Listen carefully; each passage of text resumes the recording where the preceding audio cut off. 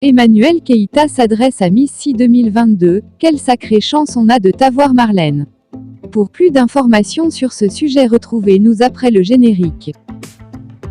Mais avant de commencer, n'oubliez pas de vous abonner et d'activer la cloche de notification pour ne pas manquer nos prochaines vidéos.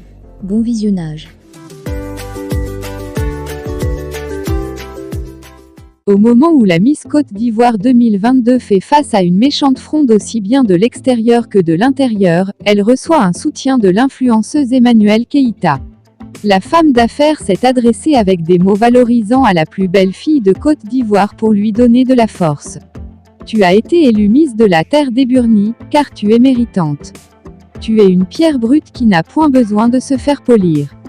Ça t'enlèvera tout ton charme, les vêtements, le style, le lifestyle est une question de thunes, personal shopper, shopping, hairdresseur visagiste, diète, quand Dieu t'en donnera les moyens, tu nous en mettras plein la vue, même si je trouve que c'est du ressort du COMICI pour une année. À l'origine de cette sortie d'Emmanuel Keïta, les moqueries des internautes camerounais à cause d'une tenue que portait Miss Marlène Kwasi Kani lors de son récent voyage en France.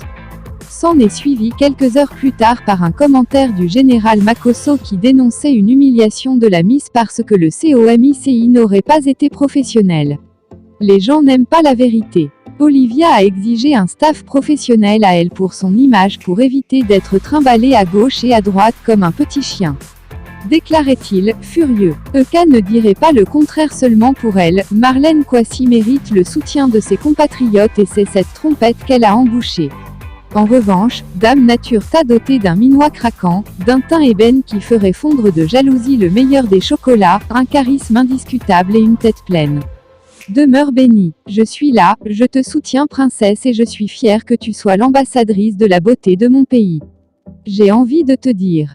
Quelle sacrée chance qu'on a de t'avoir Marlène. C'est l'occasion de signaler à l'attention des organisateurs des concours de beauté qu'aujourd'hui, dans un monde sous l'influence des réseaux sociaux et de l'évolution de la mode, ne pas être in saute très vite aux yeux. Laisser ainsi notre reine de la beauté être la proie facile des critiques expose la Côte d'Ivoire au ridicule et à l'humiliation.